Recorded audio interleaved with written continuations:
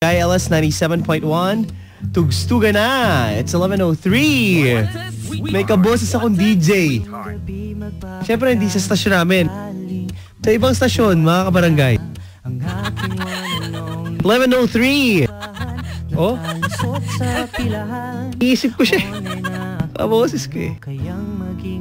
Anyway, sorry, 11:03 nga. Tama nga. Ako po si Papa Dan. Kayo po ba'y naghahanap ng sweetheart? Baka po kayo ay aking matulungan, mga kabarangay. Pausapin na po natin mga wanted sweetheart sa oras po na ito. Hello, good evening. Hello? Hello? Hi.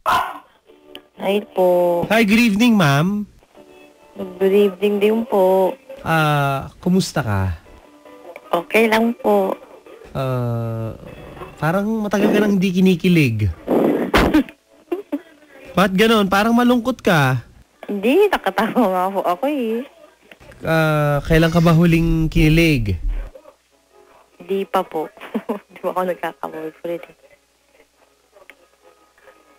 Diba? Hello? Po. Hi. Hello po. Anong pangalan mo? Keira. Keira! Keira? Po. Kailan ka ba huling, alam mo yun, tumibok ang puso mo, kinilig? Kinilig?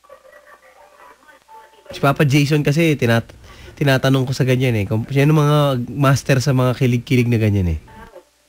Oh. Nakikilig ako po, gano'n. Nakikita ko lang yung crush ko.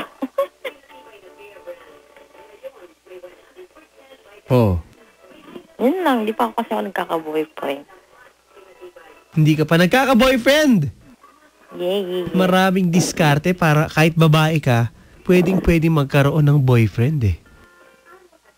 Kinilig ka na ba? Oo, siyempre naman, sino bang hindi? Kanino ka huling kinilig? Crush? Nasaan yung crush mo? Wala na, patay. Hindi, paano ka kinilig sa crush mo? Paano?